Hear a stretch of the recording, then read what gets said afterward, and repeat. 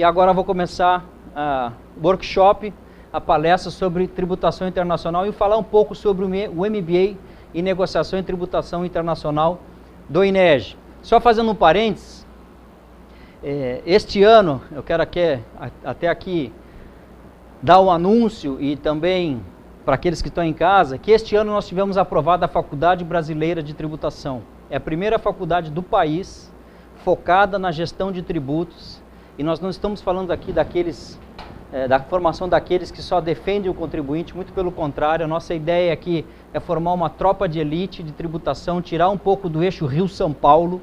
Nós tivemos que, em 1997, eu e meu sócio, que é meu irmão, tivemos que sair de Porto Alegre para ir estudar fora, e trouxemos em 98 o curso de especialização em Direito Tributário em parceria com o IBET, que existe até hoje, é uma referência no Rio Grande do Sul. E, em decorrência disso, começamos a organizar outros cursos, dentre eles o MBA em Negociação e Tributação Internacional, e, felizmente, agora em janeiro tivemos aprovada a faculdade. Então, nós temos uma graduação aqui em Porto Alegre para gestão de tributos. O curso é um curso tecnólogo de 2 anos, que vai focar a gestão financeira focada na gestão tributária. Então é uma novidade, quero dar em primeira mão aqui para vocês e também para aqueles que estão em casa, e dizer que além da graduação também nós temos os cursos de pós-graduação, que durante a palestra eu vou falar um pouco desse curso, qual a importância de estudar a negociação e a tributação internacional, tá ok? Eu vou trazer, durante a exposição, eu vou trazer alguns recortes de jornal, principalmente do Valor Econômico, para vocês verem que essas questões todas que eu vou trazer aqui, que são minhas preocupações há 15 anos, e muito mais agora que tem aparecido aí discussões dentro dos processos, que isso não é uma coisa fora da realidade, que está dissociada da realidade, muito pelo contrário, é recorrente no Valor Econômico. Vou mostrar para vocês uma reportagem da revista The Economist, que é uma revista britânica, que inclusive em agosto teve um capítulo e eu estou falando de um capítulo de quase 20 folhas dentro da revista, que foi dedicado somente a paraísos fiscais. Tá, okay? Então é um tema que é recorrente e que eu acho que ainda é mal explorado, inclusive também por parte das instituições de educação que não oferecem, geralmente tem cursos de comércio exterior, mas cursos de negociação e tributação internacional, analisar isso com detalhe, com profundidade, eu não vi ainda no mercado, por isso nós montamos esse curso que nós vamos para o 2º semestre. E para quem está entrando agora, eu acho que vocês já fizeram a entrevista, não tem prejuízo algum, vocês já estão começando neste módulo, mas com uma turma que já está em andamento. Tá ok? Qual é que é o objetivo hoje de noite aqui de nós conversarmos sobre negociação e tributação internacional? Por que eu resolvi fazer o workshop? Primeiro, para falar um pouco do MBA, mas segundo, muito mais importante do que falar do MBA, é discutir com vocês aqui um bate-papo. Nós discutimos as questões ligadas à tributação internacional. E de onde surgiu essa ideia? Parece que, se vocês forem analisar os 4 tópicos lá, o último é lei anticorrupção. E aí param para pensar assim, esse cara é louco. O que a lei anticorrupção tem que ver com tributação internacional? Tudo. Então eu vou fazer um apanhado do que está acontecendo no cenário brasileiro, passar pelo cenário internacional, qual a tendência hoje mundial, qual é a perspectiva que se abre hoje no mundo em relação às questões focadas em sigilo, em paraíso fiscal, em beneficiário efetivo, para chegar na lei anticorrupção. Parece que o último tópico está dissociado, mas não está. Tem tudo a ver com o que a gente vai falar, e vocês vão ver que isso é uma preocupação não só minha. Eu tive a oportunidade de falar sobre esse tema, claro que não exatamente esta discussão, essa palestra, mas falei sobre esse tema na OAB acho que a questão de 2 semanas ou 3 semanas atrás. Éramos 4 professores, um de administrativo, éramos 3 falando, era eu falando sobre tributação e lei anticorrupção, um falando da parte administrativa e um outro falando do ponto de vista penal. Obrigado. Então, onde é que eu vou chegar? Eu vou chegar nas minhas preocupações ao final da exposição, no que se refere à lei anticorrupção, e quais os cuidados e quais as preocupações que eu vejo em razão da redação da lei, que pode repercutir no campo da tributação. Mas para chegar lá eu vou fazer um panorama da legislação brasileira, do que está acontecendo no mundo hoje, para chegar na lei anticorrupção. Então vamos lá. Se vocês tiverem alguma colocação para fazer, podem me interromper, eu só vou repetir a pergunta para quem está em casa, para poderem escutar, porque eles vão ter acesso a gravação, mas se vocês tiverem alguma colocação, alguma discussão, isso aqui é um bate-papo, é aberto, o nome é justamente workshop para a gente trocar ideia. O que eu souber falar, eu sei, vou passar, e o que eu não souber, a gente discute e vai pesquisar. Tá ok? Então, olhem só. Quando a gente começa a falar de tributação, praticamente os advogados que defendem contribuintes sempre partem da Constituição Federal. E o que diz a Constituição? Eu não vou ser enfadonho ficar falando de Constituição, de artigos, mas é só para vocês entenderem o ponto de partida do raciocínio. Olha o que diz a Constituição lá no 145. É facultado à administração tributária, especialmente para conferir a efetividade a esses objetivos, identificar, respeitados os direitos individuais e nos termos da lei, o patrimônio, os rendimentos, atividades econômicas do contribuinte. Quer dizer, é dado ao fisco, qualquer deles, União, Estado, Município, o poder de fiscalização. Isso está na Constituição Federal. Bom, e o que diz o Código Tributário Nacional? Lá no artigo 113, quando fala de obrigação tributária, que é a obrigação principal de pagar tributos, também fala da obrigação acessória. E diz que é uma prestação positiva ou negativa. Ora, a positiva é preencher a declaração. Qual que é a negativa? Vou dar um exemplo claro. É permitir a própria fiscalização. Qual é a obrigação do contribuinte? Permitir a fiscalização, não proibir a fiscalização. Ok? Então, onde chegamos aqui? Quando eu tenho que preencher declaração, existe uma palavra muito bonita hoje que está sendo usada no mercado, que traduz esse preenchimento de declaração, que aliás o fisco, cada vez mais, não o fisco, mas o legislador impõe ao contribuinte as funções que deveriam ser do fisco, e aí sobrecarrega principalmente quem está na área contábil, os contadores e auditores. Mas é a tendência da legislação brasileira transferir ao contribuinte a obrigação que deveria ser do fisco, e para isso imposição de multa. E aí tem um termo bonito que hoje vocês já devem ter ouvido falar no mercado, que se chama compliance fiscal. Já ouviram falar? Ok. Em 21 anos de advocacia e 15 de docência, eu sempre vejo colocarem nome bonito para vender produto ou serviço. Ok? Então eu já vi de tudo na advocacia, empresas que venderam serviços e depois, quando houve autuação, não estavam nem no mercado mais. Tá? Então cuidado com isso. Compliance fiscal, se vocês botarem no Google, aparecem diversos produtos de software. Eu não estou dizendo que são bons ou são ruins. Eu estou dizendo que é produto da moda chamar algo com nome em inglês para vender serviço. Então o que é compliance fiscal? Nada mais é do que preenchimento de declaração. E aí nós temos e-fiscal, e-social, SPED, tem uma série de declarações de CTF, de IPJ, a estadual, que é a GIA. Então tem uma série de declarações que cabe ao contribuinte fazer. Isso se chama-se compliance fiscal. E tem a compliance, que é o que decorre da lei anticorrupção. Tá ok? Então olhem só, o fisco pode fiscalizar? Sim. O contribuinte tem que deixar-se ser fiscalizado? Sim, é a obrigação do contribuinte. Ele não pode impedir a fiscalização. Vai ter reflexo lá na frente, quando a gente falar de lei anticorrupção. Olhem só, compliance fiscal. Agora, se vocês forem ler o Valor Econômico, nas últimas 2, 3 semanas, não para de sair na mídia as reportagens relativas à MP 627. Vocês vão ver sempre no Valor Econômico essa questão. Inclusive, quem vem falar no INEGE, no curso de MBA que vocês estão matriculados, vocês três, é um professor Edson Carlos Fernandes, que vem de São Paulo, da contabilidade tributária. Tudo que se discute da MP 627 se resolve na contabilidade tributária, se resolve com compliance fiscal, preenchendo adequadamente, fazendo a contabilidade adequadamente. Claro que nós vamos falar aqui de problemas que são relevantes, que são reflexos dessa introdução dessa MP na realidade. Vejam que interessante. Questão de dividendo passa por saber se vai adotar o regime, o RTT, ou não vai. A autuação fiscal no final passa por saber se adota o regime RTT ou não. Então, olhem só, no Valor Econômico de 17 de fevereiro, olha o que acontece. MP leva a Bolsa a adiar dividendos, distribuição de dividendos, Bolsa de Valores de São Paulo, BMF. Tem reflexo na prática. Então veja, contabilidade tributária, para quem quer trabalhar com tributação, tem que saber contabilidade tributária. É imprescindível. Muitos autos de infração hoje de planejamentos tributários e também planejamentos tributários internacionais. O Elbo foi aqui do TARF, né? Você não está mais no TARF? Não está mais. Muitos dos planejamentos são feitos com base na contabilidade.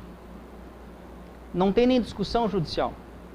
Então, casos de debêntures da Natura, a Natura foi autuada, eu estou dizendo o nome porque é público, foi autuada e perdeu no CARF, no Conselho Administrativo de Recursos Fiscais, uma questão de debêntures, fizeram uma troca de conta contábil e foram autuados e perderam. Quer dizer, tudo passa, tudo não, mas grande parte dos planejamentos passa pela contabilidade tributária.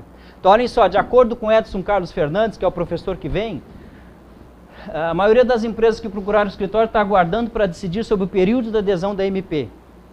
Eu acho que não é o momento de falar nem sim nem não se vai adotar ou não, ou se vai sair do regime do RTT ou não. Não sei se eu estou falando grego aqui para alguém em regime do RTT.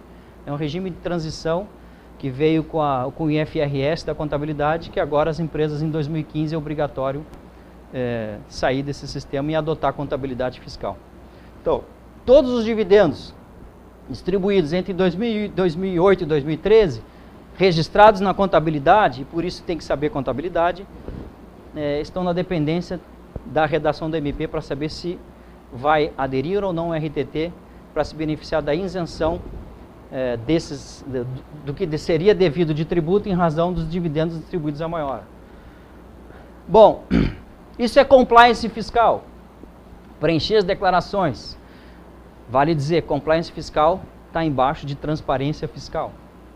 Quanto mais transparente, menos chance de autuação você tem. Tá ok?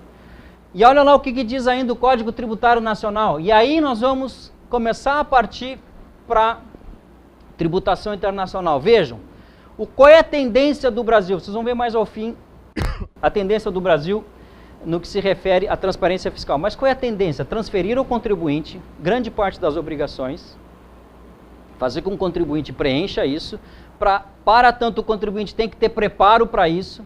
E quem é o contribuinte? É o auditor, é o advogado e é o CFO de uma empresa. Essas são as pessoas que têm que saber compliance fiscal, que nada mais é preenchimento das declarações, preenchimento da contabilidade de forma adequada. Há até uma discussão se hoje, com a adoção do IFRS, o que prevalece é a essência sobre a forma. Tá ok? Então, há um pronunciamento dizendo que tem que ser do Conselho Federal de Contabilidade, dizendo que prevalece a forma, a essência sobre a forma na hora do registro contábil. Mas isso é questão para ser discutida no curso do MBA, na parte de contabilidade tributária. E o que interessa aqui do 199, parágrafo único? Interessa a parte que diz que a Fazenda da União, poderá celebrar tratados internacionais para a troca de informações. Gente, eu não estou falando aqui como professor, nem como advogado, que fui durante muitos anos. Estou falando como contribuinte, como cidadão brasileiro, todos somos aqui. Cada vez mais nós vamos estar monitorados, inclusive por outros países. Quando a gente trabalha na questão... Lembrem, o Código Tributário do Brasil, se não me engano, é 1966 ou 65. Sabem quando que apareceu o primeiro tratado para troca de informações? 2013. E eu vou começar a mostrar para vocês o porquê de ter sido criado esse tratado de troca de informações com os Estados Unidos. É o primeiro, foi publicado o decreto do Executivo, se não me engano é maio ou junho do ano passado. É o primeiro tratado para a troca de informações. Independentemente deste tratado para a troca de informações, o modelo da OCDE, que o Brasil adota para as convenções contra a dupla tributação, já prevê um artigo para a troca de informações. Então, cuidado. Não só a gente está sendo monitorado pelo fisco brasileiro, mas também agora com a possibilidade de outros países, e essa é uma tendência, vem aumentando o número de tratados no mundo inteiro, e o Brasil já tem uma negociação com a Argentina, não me engano, com o Reino Unido também, para mais tratados de troca de informações. Então é possível? É. Quem pode fazer o tratado para troca de informações? A Fazenda, da União. Então isso está previsto, não se discute, não tenho que argumentar acerca de inconstitucionalidade ou de ilegalidade. É possível? É. Onde se teria ilegalidade ou inconstitucionalidade? Nos termos de um tratado, nos dispositivos de um tratado, se ferissem, olhem aqui, se ferissem ou se ferirem direitos e garantias fundamentais, ok? Mas do ponto de vista de competência para a celebração, não tem problema algum. A Fazenda pode fazer. Então, olhem só. Quais os tratados que existem? Eu falei para vocês, acho que está ali, ó, Estados Unidos, o decreto é de 2013, é o decreto 8.003 de 2013. E o modelo da OCDE é o artigo 26. Então, saibam vocês, enquanto contribuintes ou enquanto consultores de empresas ou até quem trabalha, não sei se tem alguém que trabalha aqui no poder público, nenhum fiscal, ninguém? De qualquer forma, também o fisco hoje está cada vez mais aparelhado para trabalhar as questões internacionais. Então saibam que nós estamos monitorados e hoje nós temos tratados internacionais que estão na legislação brasileira, internalizados, entre aspas, e que prevalecem sobre a legislação interna em razão do que diz o CTN lá no artigo 98. Então, hoje nós temos que ter cuidado nas operações internacionais, tá? E existem outros artigos, outros tratados, cujos artigos não dispõem de forma alguma sobre tributação, mas que têm impacto direto na tributação. Por exemplo, tratados de comércio, tá ok? E eu vejo isso, eu não trabalho com comércio exterior especificamente, com questões de importação e exportação, mas isso está atrelado à tributação do imposto sobre a renda, por exemplo, valoração aduaneira versus preços de transferência. Qual prevalece? Uma possível autuação. É um tema ainda que está sendo discutido. Questões relativas a dumping. Aliás, tem até deixa eu ver se não está aqui. Bom, então tem tratados internacionais que não visam dispor sobre matéria tributária, mas que afetam. Tratados do OMC, que é o GATT. E olha aqui, deixa eu ver se é essa aqui.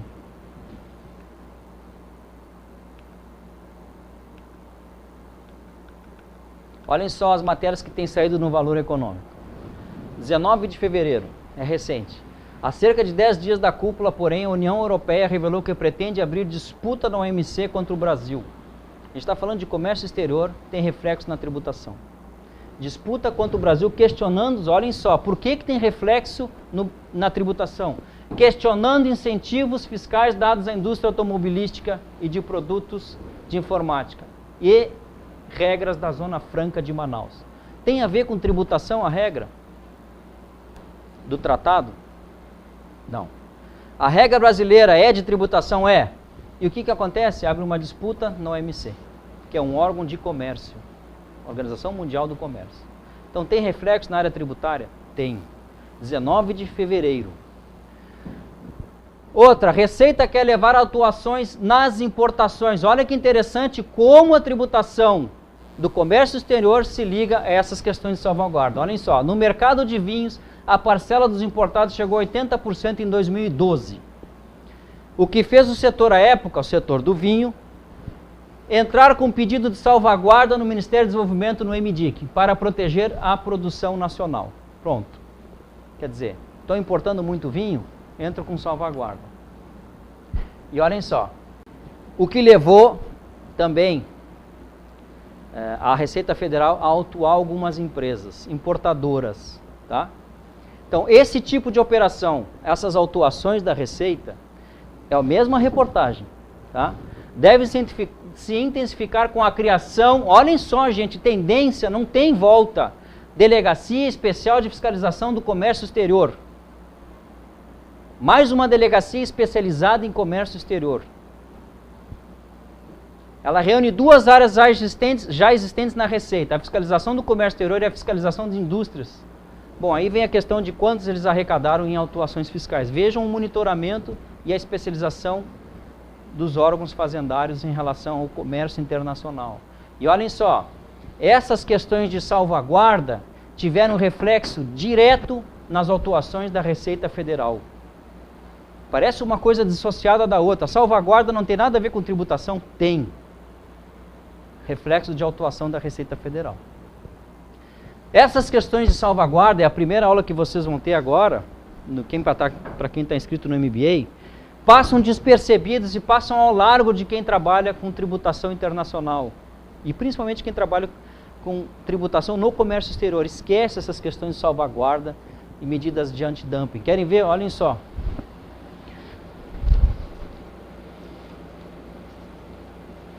Vou mostrar para vocês outras. Olha aqui, ó. Adesão MP pode ser única opção de empresas. Quer dizer, é só isso que sai no jornal. Olhem notícias do Valor Econômico em relação às questões de comércio exterior. Restrições impedem a venda de 410 mil pares de calçados para o mercado argentino. Restrições da Argentina. Essa é a reportagem ali, ó. Receita quer elevar autuações na importação. Importações por empresas relacionadas. Retomada da rodada do OMC tem alguma chance em Bali. Olha só, olhem essa. O OMC aponta 407 novas barreiras no comércio mundial em 2013. Quando a gente fala em comércio mundial e barreira, significa que eu posso, inclusive, trabalhar o imposto de importação para travar uma importação. Olhem aqui, cobrança retroativa do direito antidumping. Pode-se cobrar o direito antidumping 5 anos para trás. 5 anos para trás. Isso a professora provavelmente vai falar com vocês na aula. Acordo Mercosul-União Europeia está próximo à firma Dilma em Bruxelas. Gente, é tudo notícia atual. Negociação entre o Mercosul e a União Europeia tem sinais de avanço. Quarta-feira, 19 de fevereiro, Valor Econômico. Então, as questões relativas ao comércio internacional não passam ao largo da tributação internacional.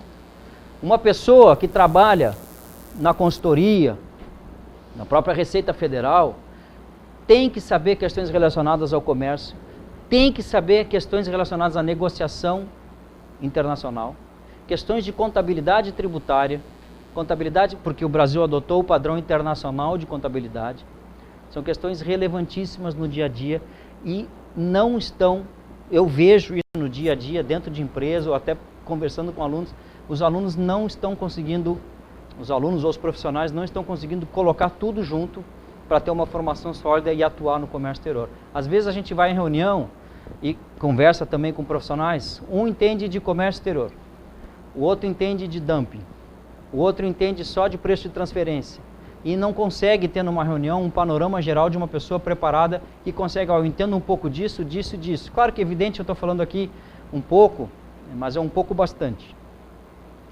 É evidente que num curso de pós não vai se tratar de tema, tornar um profissional especialista em preço de transferência. Se dá uma noção, se aprofunda o tema e dali para frente o profissional escolhe o tema de maior gosto. Tá ok? Mas olhem só, 18/2 a reportagem do Valor Econômico. Outra, olhem só a reportagem que diz: Brasil foi confirmado como campeão mundial de abertura de investigações antidumping. Campeão mundial. O Brasil foi o que mais abriu processo antidumping. A novidade é que desta vez o número de investigações brasileiras caiu para 39 no período, comparado a 45 em 2012. Sabe o que é 45 processos em 2012 na OMC? É muita coisa. Olha os números aqui embaixo. Na Índia, o segundo colocado, a abertura de investigações que alimentam incertezas entre os operadores do comércio passou de 19 para 35. 84% de aumento na Índia. Terceiro foi os Estados Unidos com 34 novas investigações, aumento de 126%. A Argentina quase dobrou de 10 para 19. Então as questões de comércio exterior têm relação no dia a dia. Vocês viram a reportagem que eu mostrei, a Argentina bloqueou 410 mil pares de sapato para serem colocados no mercado argentino. Vocês imaginam o impacto isso do ponto de vista da empresa que está exportando? Quanto já fechou de câmbio, quanto já pagou às vezes de tributo. Então vejam que isso tem um impacto gigantesco no dia a dia da empresa. Olhem só de quando é essa. 3 de fevereiro. Bom, nós vimos aí a questão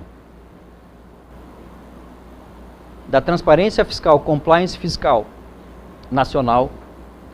Passei um panorama para vocês da importância do preenchimento dessas declarações, do preenchimento ou da contabilização de forma correta. Nós vimos um pouco da questão relativa ao impacto das operações de comércio exterior na tributação e no dia a dia das empresas. Vimos os tratados de comércio exterior, como eles têm relação no dia a dia das empresas. E olha agora, qual é o próximo item? Acordos de bitributação. Pessoal, estou indo muito rápido ou não? Estão acompanhando? Se tiverem dúvida, por favor, ou quiserem colocar algum ponto extra, fiquem à disposição. Eu fico à disposição para a pergunta e fiquem à vontade para colocar, fazer alguma colocação. Finalidades dos acordos. Ora, o acordo de bitributação já está dizendo, há no mínimo uma dupla tributação. Ou ele vai eliminar a tributação, ou ele vai diminuir essa tributação. E pasmem, pode ser que ele mantenha a dupla tributação. Pode parecer um contrassenso, mas é o que pode acontecer na prática. Eu posso ter, às vezes, a dupla isenção na aplicação de um tratado internacional, e vejam que o tratado vai, na ordem brasileira interna, ele prevalece sobre a legislação brasileira. Aliás, essa é a questão que o Supremo não enfrentou na ADIM das controladas e coligadas, que continua com problema. O CARF tem enfrentado isso, e ora vai para um lado, ora vai para o outro, e o contribuinte não sabe para onde vai. Porque ora o CARF diz que prevalece o tratado, ora ele diz que não prevalece o tratado. E o Supremo ainda não se posicionou nas operações que tenham um tratado internacional de controladas e coligadas, então, portanto, o assunto está em aberto. Então, controladas e coligadas, o assunto está em aberto. Eu não sei se prevalece a tributação do país A, do país B, ou se vai tributar nos dois. Então, eu posso ter, com a aplicação de um tratado, a eliminação por total.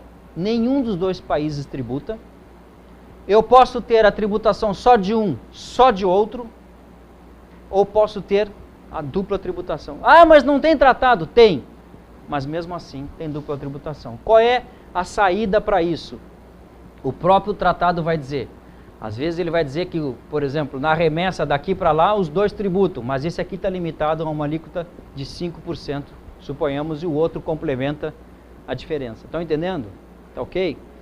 Tá? Essas questões também nós montamos aqui nesse MBA um tópico específico, e isso é importante dizer, independentemente do curso que a gente está montando, o advogado que trabalha nas operações internacionais, ou o juiz que vê uma causa que tenha a relação com o tratado internacional, tem que saber dispositivo por dispositivo do tratado. Por que eu estou dizendo isso? Cada dispositivo de um tratado internacional contra a dupla tributação dispõe de um tipo de renda. Então, se nós estivermos falando de juros, é um dispositivo. Se nós estivermos falando de lucro, é outro dispositivo. Se nós estivermos falando de atletas e desportistas, é outro dispositivo. Cada artigo de um tratado, que é um modelo da OCDE, Organização para a Cooperação e Desenvolvimento Econômico, cada artigo dispõe de um tipo de renda. Então não dá, é impossível hoje querer operar no comércio exterior ou numa causa em que tenha, numa discussão que tenha tratado internacional, não dá para querer trabalhar neste ramo sem entender minuciosamente dos artigos da convenção. Por isso que nós no curso, nós dissecamos, existe uma parte geral sobre tratados internacionais e depois uma parte específica para analisar juros, remessa de juros, remessa de dividendos, remessa de aluguéis, remessa de royalties, como funciona isso, pensões, como é que funciona para a aeronave, como funciona para a embarcação. Quer dizer, é uma série de rendas que são tratadas desculpe a redundância, num tratado internacional, mas que precisam ser analisadas de forma isolada. Não dá para querer aplicar um tratado de juros, um dispositivo de juros, para discutir uma questão de lucro, por exemplo. E aí a gente vai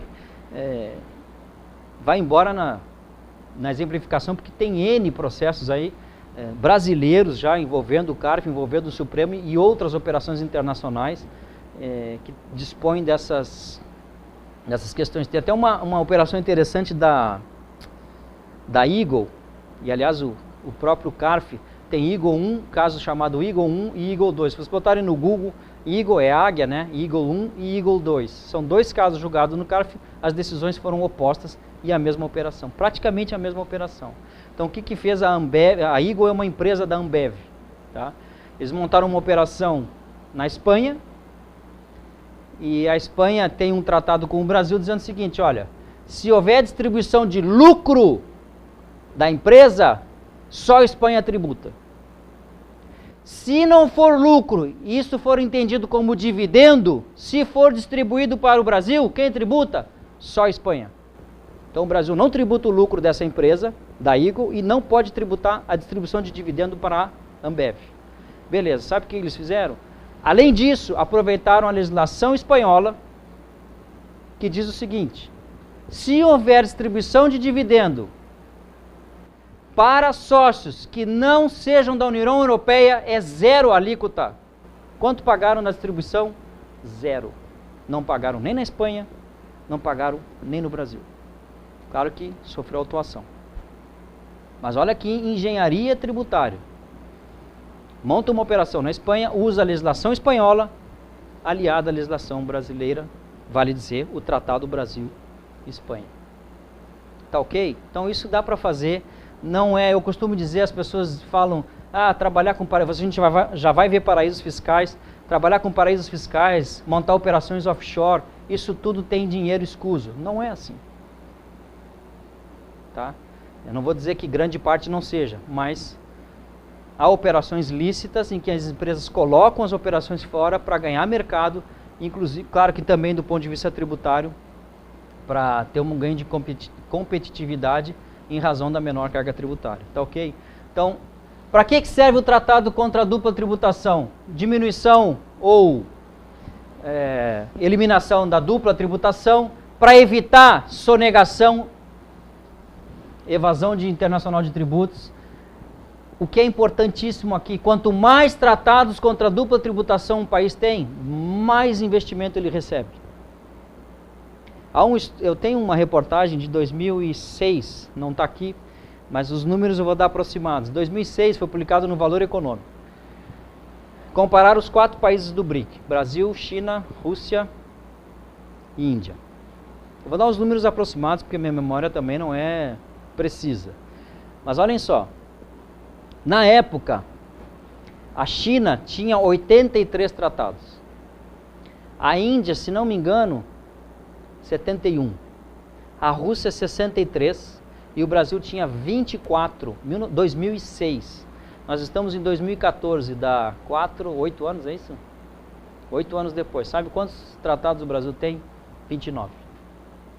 Isso praticamente é zero no cenário internacional. Então, quanto mais tratado, mais investimento, maior o estímulo ao livre movimento de capitais e pessoas. E é o instrumento de desenvolvimento do país. Você, dando segurança ao investidor que vem de fora, mais dinheiro você recebe aqui como investido. Tá ok? Você que eu digo o país, o Estado, tá? Como é que é a forma de atuação internacional? Tem rendimento oferido do exterior sem atuação presencial. Eu faço um contrato de mútuo com alguém lá fora. Eu não tenho operação lá fora, mas esse cara me manda juro. Eu estou oferindo rendimento lá sem uma presença física, tá ok? São essas formas de atuar. Rendimento oferido no exterior com atuação presencial sem personalidade jurídica. Isso é fundamental para saber se é controlada, coligada ou só simplesmente uma filial. Se for uma filial, eu tenho operação lá fora, mas não tenho uma outra personalidade jurídica lá fora. É como se tudo que eu tivesse lá fosse produzido aqui. Entenderam? E há uma outra forma que aí nós caímos nas controladas e coligadas, que é rendimento oferido do exterior com atuação presencial com personalidade jurídica. Aí você tem uma operação lá fora, que é uma outra PJ, é uma controlada ou uma coligada, que cai na DIN, não me lembro o número da DIN, mas eu não vou dar o número que eu posso estar errando, mas é a DIN que foi julgada no ano passado. De forma rápida, só para vocês entenderem como que são essas operações e o que praticamente está se discutindo nessa DIN, é o seguinte, como que o brasileiro investe? Investe no laranja, que é a Holanda. Da Holanda se faz outras operações com outras PJs, que se chama aqui de controlada indireta. Tá ok? Isso tem um efeito totalmente diferente, dependendo da legislação como ela considera, se eu posso trazer tudo tudo consolidado em uma só, ou se eu tenho que fazer todas independente de... O efeito é, o Brasil pode tributar tudo assim, desconsiderar essa, ou fazer isso. Considerar tudo aqui. Que é o que está se discutindo na MP 627. Tá ok? Entenderam? Então, como se opera? Coloca num país de baixa tributação e daqui faz a operação internacional. Olhem que interessante. Eu falei da revista The Economist. Essas operações não é só brasileiro que faz. Olhem só. The Economist, deixa eu ver a data. 22 de fevereiro. Fiat. A Airbus colocou, o grupo aeroespacial, que é francês, colocou na Holanda, ela colocou na Holanda a sede fiscal, mas a sede fiscal está aqui, mas toda a operação dela está em Toulouse, na França. Para qual efeito ela fez? Efeito fiscal. Mudou a residência para a Holanda. Depois, outro exemplo. O Yahoo. Você sabe onde está o Yahoo? Irlanda. Tem outro aqui que é Apple.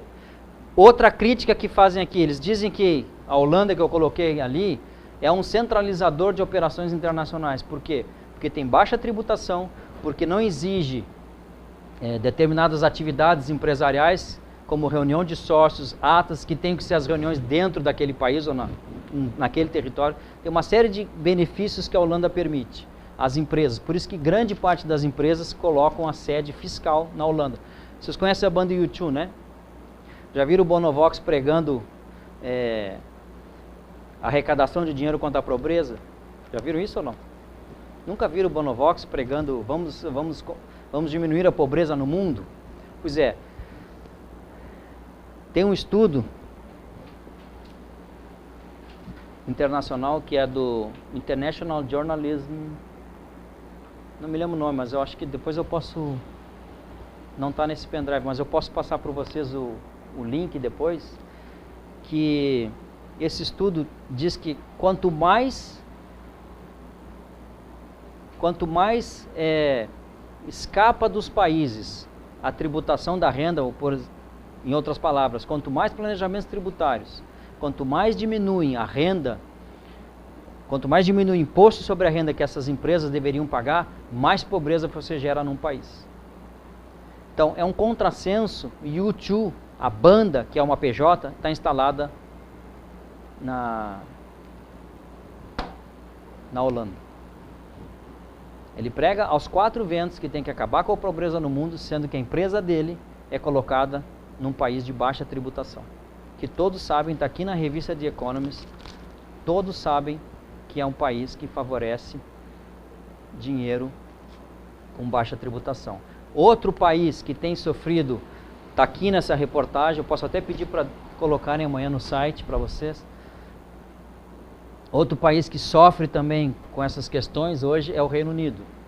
O Reino Unido também tem sido reconhecido como um país de baixa tributação para os quais as empresas estão levando os investimentos. Então, é o que a gente está falando. O que então é paraíso fiscal? É proibido fazer uma operação em paraíso fiscal? Não. E o que é um paraíso fiscal, a grosso modo, na doutrina internacional? São jurisdições que oferecem outras vantagens. Legislação societária flexível e baixa tributação, geralmente abaixo de 20% sobre a renda. Tá ok? E também algumas jurisdições não permitem o acesso à composição acionária daquela PJ. Também é considerado paraíso fiscal. Já vou mostrar a legislação brasileira para vocês. E vocês sabem também quem que é o mais conhecido por Bank Secrecy? Suíça. Que eu já vou antecipar para vocês. Tem um slide interessante ali. Não é mais. Do ponto de vista prático, tá, gente? Na realidade, paraíso fiscal. Ou pelo menos que tenha segurança bancária. Bom, Esse eu não vou passar porque a gente acabou falando questões de paraíso fiscal e operações com holdings, tá? A gente acabou de falar ali. Quais são os novos paraísos fiscais? São os países que estão na União Europeia, que são considerados novos paraísos fiscais. Por quê? Porque tem legislação estável, são reconhecidos pelas diretivas da União Europeia as legislações deles, tributárias, tá? E permitem a disponibilização de informações dos contribuintes, tá? Então é diferente daquele outro paraíso fiscal que é meramente, por exemplo, Ilhas Cayman, que é meramente uma operação financeira, que você monta uma PJ lá, uma chamada P.O. Box, que é uma caixa postal. Tá? Você não tem reunião de sócio, você não tem contador, você tem um laranja lá, é diferente, eu não estou falando disso. Eu estou falando de montar a operação como foi montada da Eagle, que é a da Ambev, para operações, efetivamente operações de comércio, tá? Ou de serviço. Como é que se contém então essa utilização de novos paraísos fiscais? Ou faz um tratado internacional, ou a própria legislação, e eu vou mostrar a legislação brasileira para vocês, já corta a operação e começa a criar entraves, ou operação multilateral ao OCDE, tá? A OCDE tem feito um movimento forte, mundialmente, para diminuição dos paraísos fiscais. Aqui a gente não tem caixa de som, né, Leandro? Não, né? Então, olhem só, o que é importante, isso é uma dica que eu dou nesse slide, o que é importante para fazer um planejamento tributário internacional, para que você entre nas regras de transparência fiscal e diminua a possibilidade de autuação. Jurisdição que ofereça reduzida tributação para pagar rendimentos que se pretende oferir e pagar. O que você deve pensar no processo de decisão? Legislação societária flexível. Disponibilidade de informação, disclosure. Você tem, o país permite o envio das informações para outro país. Localização das sociedades operacionais. Não dá para fazer P.O. Box. Você tem que ter uma operação, com sede, com funcionário, com reunião naquele país. Sistema financeiro desenvolvido. Estruturação da operação de modo a não ensejar a aplicação das regras CFC, que são essas regras de controladas e coligadas, que automaticamente o lucro apurado é tributado no Brasil. Tá? Então tem que colocar uma operação que tem um tratado internacional como essa que eu mencionei da Espanha, que não permita o Brasil tributar automaticamente quando é oferido o lucro lá fora. E bons acordos. Quanto mais acordos tem, mais o país recebe investimento. Você sabe por que a Holanda tem bastante investimento? Porque é um dos países que mais tem acordo contra a dupla tributação com o mundo inteiro. Tá? Tem uma operação da Prevost, que foi da Volvo e da... agora não me lembro outra empresa, que usou o tratado... usou o tratado Suécia... Holanda para fazer a operação. Tá? Olhem só, por que então a Suíça não é mais um bank secrecy, país com bank secrecy? Porque do ponto de vista fático, na prática, já aconteceu isso. Esse cara que trabalhava no Swiss Bank entregou os CDs dos correntistas do banco suíço. Tem, então, bank secrecy? Não, na prática você não tem. Mas, vocês sabiam que o ministro da Fazenda da Alemanha, acho que isso foi em 2012, ou início de 2013, saiu nessa revista The Economist, que foi a reportagem, tem diversas, que saiu uma inteira só sobre paraíso fiscal, e depois saiu uma sobre essa questão dos paraísos fiscais, que o ministro das Finanças da Alemanha foi no mercado negro da pirataria, comprou um DVD com todos os correntistas que tinham operação fora da Alemanha e autuou. E vocês sabem qual a decisão da corte alemã? Disse que a prova não era imprestável. Tem sigilo bancário então? Não. Então cada vez mais o cerco está se fechando, muito pela pressão da OCDE. Então vejam, ele divulgou no Wikileaks, que aí espalhou para todo mundo, os CDs aí contendo os nomes dos correntistas dos bancos suíços, do banco suíço, na verdade do banco suíço. Olha que interessante também, Vocês estão enxergando, não sei se dá para ver bem. Acho que é aqui que aponta. Olha aqui. Isso aqui é de onde vem o dinheiro desses, entre aspas, paraísos fiscais. Na Suíça, de onde vem o dinheiro? Grande parte, esse azul, vem dos europeus. Os europeus colocam o dinheiro na Suíça. As Ilhas Britânicas, Ilhas do Canal, também, ó, grande parte vem da Europa, grande parte da Ásia, do Oriente Médio e pouco vem dos Estados Unidos. No Caribe, de onde vem o dinheiro que é investido no Caribe, que é um paraíso fiscal da América do Norte? Vocês já viram que a Europa muda e também Middle East, que é a Oriente Médio, não tem participação. Olha aqui Hong Kong, de onde vem o dinheiro? Ásia. Dinheiro que está em Hong Kong vem da Ásia. Estados Unidos, quem aplica nos Estados Unidos? Europa, mas quem basicamente aplica são aqui, ó, América Latina e Ásia. Luxemburgo, quem coloca dinheiro no Luxemburgo? Europeu. E outros paraísos, entre aspas, paraísos fiscais ou jurisdições favorecidas, tem aqui Middle East e Europa. Esse é o mapa, pelo menos nesses paraísos, de onde vem o dinheiro. E na China, olha que interessante. A China recebe muito dinheiro. De onde vem o dinheiro que a China recebe? Olha de onde vem. De um paraíso fiscal. Outro paraíso fiscal. Outro paraíso fiscal. Outro paraíso fiscal. Outro paraíso fiscal. Outro paraíso fiscal. Outro paraíso fiscal. Então, como é que a autoridade chinesa vai rastrear o dinheiro para chegar lá no beneficiário efetivo? Quem é o dono dessa PJ que está investindo aqui? Aí que está o problema. Essa é a tendência internacional. Tentar identificar quem é o efetivo beneficiário daquele investimento, ou daquela renda que está sendo paga. Olhem aqui. Tax Treaty Agreements. Assinados por paraísos fiscais. Olha como aumentou. Os próprios paraísos fiscais já estão assinando tratados contra a dupla tributação. Em 2009, olha aqui. Com outros paraísos fiscais e com outras nações. Com outras nações era isso. Com outros paraísos fiscais. Foi diminuindo. Mas olhem o pulo que deu em 2009 e 2010, por conta da preocupação de não querer ser considerado um paraíso fiscal. Os países não têm interesse em ser considerados paraísos fiscais. Por quê? Porque toda a tributação, olhando de quem está mandando o dinheiro para o paraíso fiscal, ela sempre é agravada. Vou mostrar para vocês ali num slide. Quais são as 3 palavras que aparecem chamadas hoje em inglês nas revistas de 3 T's, que é Trade, Transparency and Tax.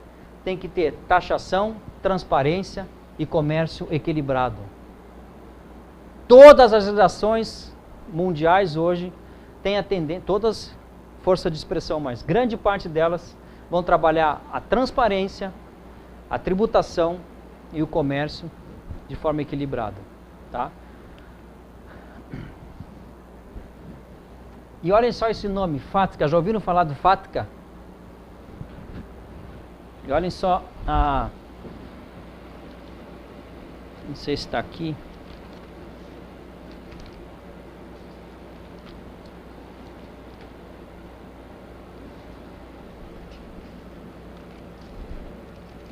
Eu separei uma reportagem do Valor Econômico. E é essa aí, mas eu queria... tá lá o título. Ó. Será que o FATCA pode mexer no seu bolso? FATCA é uma legislação americana que entrou em janeiro de 2014 em vigor, que diz o seguinte: se você, banco, sediado nos Estados Unidos, mandar dinheiro para fora, eu, governo americano, quero saber quem é o beneficiário dessa renda. Se você não me identificar esse beneficiário, é 30% na saída do dinheiro. Então já deixa 30% na saída do dinheiro para o exterior. Como que o banco pode se livrar disso? O país do qual esse banco tem origem tem que ter um tratado internacional para a dispensa. E esse tratado vai dizer de que forma o governo americano tem acesso aos dados bancários desse beneficiário. Então, não tem mais remessa para fora dos Estados Unidos que não seja tributada a 30%, a não ser que haja esse tratado internacional com outro país, do qual pertence a esse banco, a matriz do banco, dizendo o seguinte, olha, de que forma os Estados Unidos vai ter acesso a essas informações. Então, vejam de que forma o FATCA pode mexer no seu bolso. O FATCA busca trazer para os cofres da Receita Americana todo o potencial de arrecadação de impostos que o governo do ZEU pode ter com recursos que estão fora do país. Tá ok? E no Brasil, o que é uma jurisdição com tributação favorita? No Brasil, paraíso fiscal é gênero. Embaixo eu tenho tributação favorecida e eu tenho regime fiscal privilegiado. É como se fossem espécies de paraíso fiscal. O que a legislação brasileira considera, entre aspas, o gênero paraíso fiscal, espécie de jurisdição com tributação favorecida? Que não tributa a renda, que tributa abaixo de 20%, ou, olhem só, cuja legislação deste outro país, do outro país não permite o acesso a informações relativas à composição acionária da pessoa jurídica, a titularidade ou a identificação do beneficiário efetivo. Esse é o termo que aparece com forma frequente em artigos de doutrina e nas legislações. Beneficiário efetivo de rendimentos atribuídos a não residentes. Regime fiscal privilegiado. Conceda vantagem de natureza fiscal à pessoa física ou jurídica não residente. Não tribute rendimento aferido fora do seu território. Tribute com rendimento inferior a 20%. Ou, de novo, não permita acesso à informação relativa à composição societária, à titularidade de bens ou direitos às operações econômicas realizadas. Vale dizer, não sabe quem é o beneficiário efetivo do rendimento. No Brasil, a MP 1037 de 2010 dá a lista dos paraísos fiscais. E o governo, a própria Receita já disse que essa lista é taxativa. Vale dizer, se não está na lista, não é paraíso fiscal, ainda que esteja conceituado aqui, ó. Se não tiver na lista 1037, você pode operar com esse país, ainda que ele tenha aquelas características, não é considerado paraíso. Quais são os regimes fiscais privilegiados? Está aqui, ó. Holding Companies de Luxemburgo, as SAFs do Uruguai até 2010, Holding Companies na Dinamarca, e aí vem, ó, Países Baixos, Holanda, tipo de companhia, Islândia, Hungria, EUA, Estados Unidos tem, dentro dos Estados Unidos, Delaware, que é considerado um regime fiscal privilegiado, Espanha e Malta. E tem um procedimento que veio na MP 1045, logo em seguida da que deu a lista, dizendo o seguinte, aquele país que se sentir prejudicado pode entrar com um procedimento administrativo aqui na Receita, que nós vamos avaliar e excluí-lo da lista. O que aconteceu? Suíça saiu fora, Países Baixos, Espanha e Luxemburgo. Por que saiu fora a Suíça? Vocês imaginem toda a remessa de valores de uma filial da Nestlé, de uma filial não, uma sucursal da Nestlé aqui, mandando para a matriz na Suíça. Tudo agravado por ser um paraíso fiscal lá. Estão entendendo ou não? Por que a Suíça saiu? Então eles entraram com o procedimento e saíram. A Espanha também. Aquela operação que eu falei para vocês da Ambev, da Eagle, a Eagle lá na Espanha era uma ETVE. Um tipo de empresa que tinha esse benefício de 0%. O que eu falei para vocês? Qualquer remessa do Brasil para fora é tributada, se for remessa de juro, royalty, ganho de capital, serviço e outros. A quanto? A 15%, à exceção de serviços. Se você mandar dinheiro de juro, royalty, ganho de capital, para fora é 15%. Se mandar dinheiro de serviços, é 25%. Agora, se você mandar este dinheiro para um paraíso fiscal, tudo é 25%. Entenderam? Por isso que nenhum país lá fora quer ser considerado um paraíso fiscal. Por quê? Porque ninguém vai investir lá, sabendo que a legislação do seu país majora a saída do dinheiro. Estão entendendo ou não? Por isso que a tendência mundial é os países não quererem ser considerados paraísos fiscais. Viram ali que a tabela que eu mostrei, que o aumento do número de tratados dos próprios paraísos fiscais? Eles não querem, os países não querem ser considerados paraísos fiscais, ainda que façam legislação interna com essas características. Mas não é interessante eles serem considerados, porque toda remessa é agravada. Tá ok?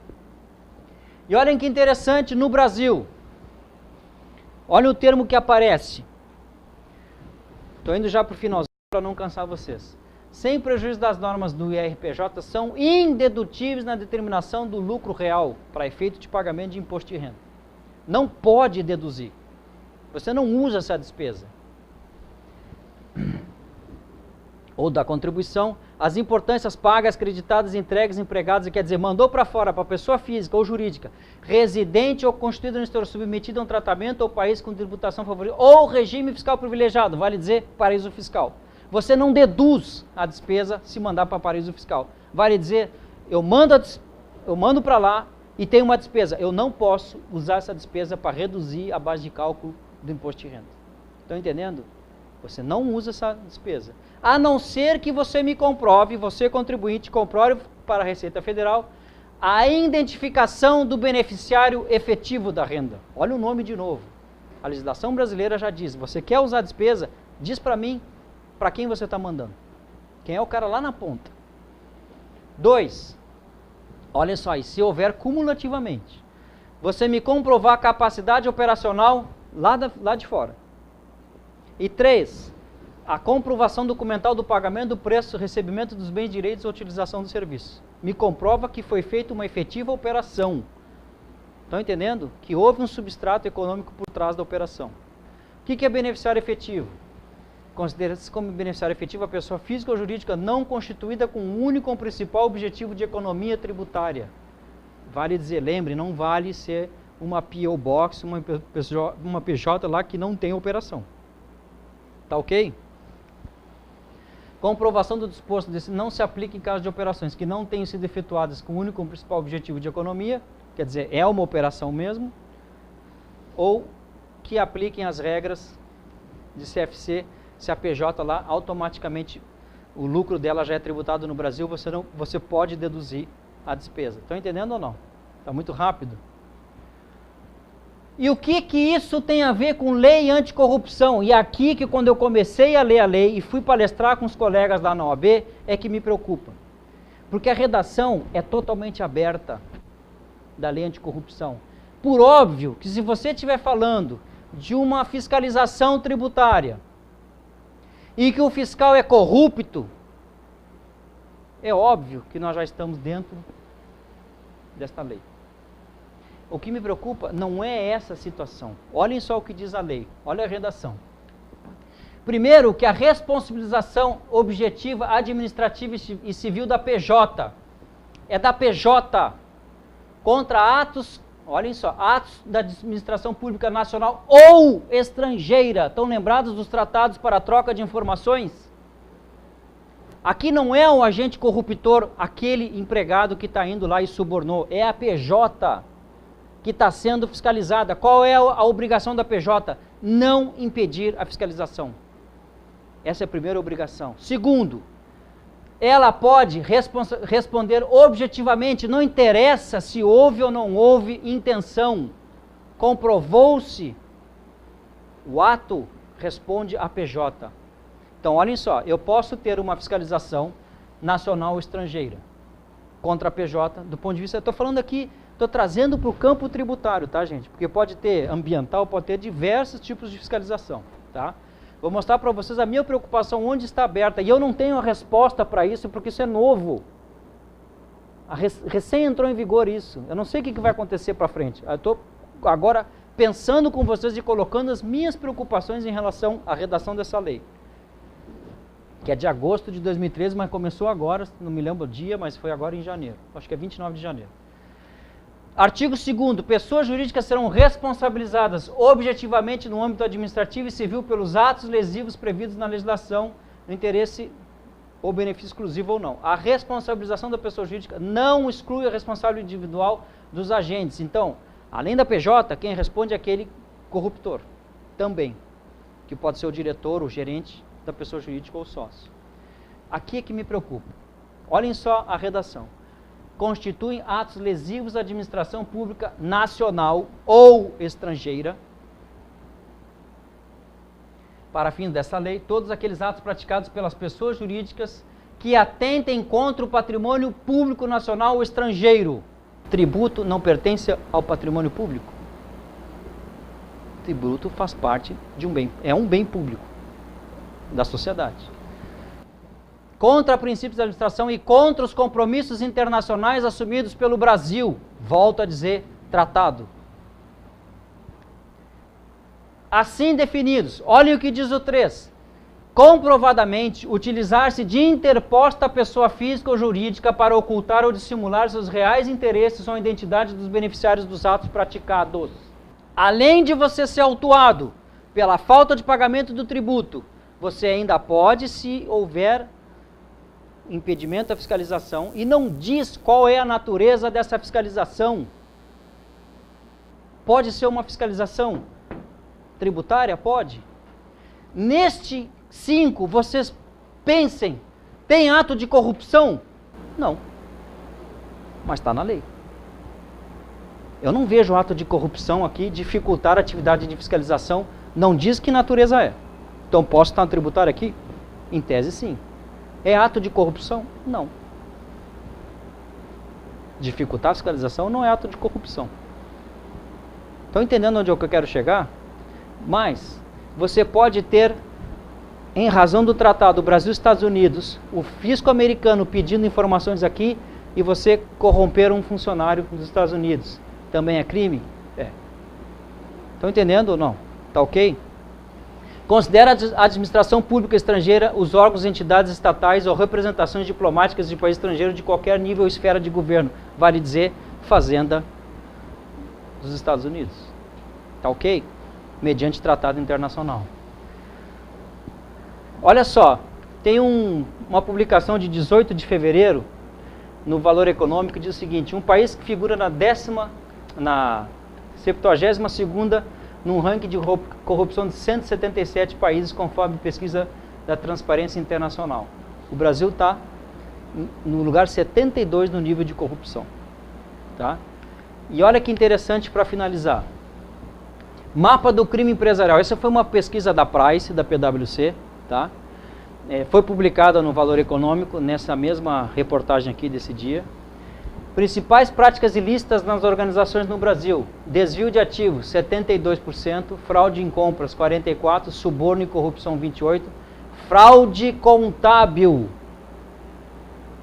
17% e crime digital 14%. Olha aqui, fraude contábil, onde aparece o que tem a ver com lei anticorrupção, o que tem a ver com contabilidade tributária, tudo. Tem tudo a ver. Evolução de casos de corrupção no Brasil, 5% percentual do total de crimes empresariais. Olha como vem aumentando. Já estamos em 28% em 2014. Por isso que veio a lei anticorrupção. Tá ok? Porque para pegar o corruptor, pessoa física, já tem o Código Penal. A lei veio para pegar a PJ. E aí tem todas as regras também que estão surgindo aí, as próprias empresas, os RHs, fazendo regras de compliance para que tenha uma previsão na lei que se houver ajuda da empresa, que se a empresa tiver regras de compliance, as penas são diminuídas. Então tem todo um esforço da empresa de fazer o que se chama de cartilha contra a corrupção. E olha só, os 3 principais motivos para a fraude: oportunidade, pressão do comércio, né, das atividades econômicas, e racionalização de procedimentos. Esse é um estudo interessante, está no Valor Econômico, mas vocês pode ter acesso ao material, e mostra um mapa da preocupação das empresas no Brasil hoje. Me preocupa é isso aqui, e que vai estar atrelado às vezes a desvio de ativo. Aí tem sites que eu deixo para vocês depois, vai para o ar isso, tá? Vai para o site, vocês podem ter acesso, são sites de pesquisa. Eu vou ver se o Leandro consegue colocar aquele vídeo que a gente gravou, que eu fiz a edição. A gente vê se consegue colocar amanhã no site também, tá? Bom, muito obrigado. Eu estou aqui à disposição para a gente conversar. Espero que eu possa ter mostrado um pouco do panorama internacional, das preocupações, não minhas, preocupações mundiais em relação ao que está acontecendo nas legislações internacionais, nas legislações de outros países, e por que todo esse foco de combate aos desvios de dinheiro e à sonegação, por conta de valores que são de tráfico de drogas, armas, corrupção, que a gente acabou de ver aqui, e terrorismo. Tá? Então essa preocupação hoje é mundial, não tem mais volta. Desculpe se vocês ficaram assustados, enquanto até contribuintes, mas não volta mais. A tendência é cada vez mais o cerco se fechar. E para isso eu acho que tanto os profissionais da área do particular, de quem defende particular, como o fisco, que tem se profissionalizado do ponto de vista até de informática, talvez o Brasil seja o melhor do mundo, é preciso atentar para essas questões para evitar autos de infrações altíssimos e do ponto de vista do fisco também evitar autos de infrações sem fundamento, não vou dizer fundamento legal, mas sem um estudo aprofundado da legislação brasileira e dos tratados. Ok? Gente, obrigado pela atenção, sejam bem-vindos aí ao INEGE, se tiverem oportunidade de nos ajudar aí com indicação de cursos, de matérias que vocês têm interesse que a gente aborde. Nós somos focados na gestão de tributos, então tem curso de ICMS, curso de imposto de renda, curso de contabilidade. A gente está sempre promovendo aqui o debate e trazendo para a nossa sede, para a nossa casa, pessoas interessadas em discutir a tributação. Tenho o prazer de ter não vou dizer a data da tua turma, mas é um colega, foi aluno nosso, é um colega de profissão, foi com orgulho nosso aqui também, foi representante, era da Federação, da OCERGS, das cooperativas no TARF.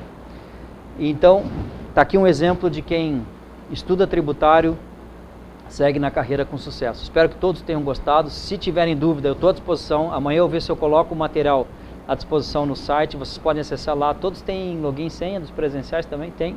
Então, com login e senha vocês conseguem acessar. Entrem lá nessa palestra e vocês têm acesso ao slide também. Eu vou ver se o Leandro coloca amanhã o vídeo à disposição de vocês. Tá ok? Boa noite, muito obrigado aí pela atenção e espero que vocês tenham pelo menos aproveitado um pouquinho. Se eu pelo menos suscitei dúvidas na cabeça de vocês, eu já me dou por satisfeito. Tá ok? Obrigado, boa noite para todo mundo aí.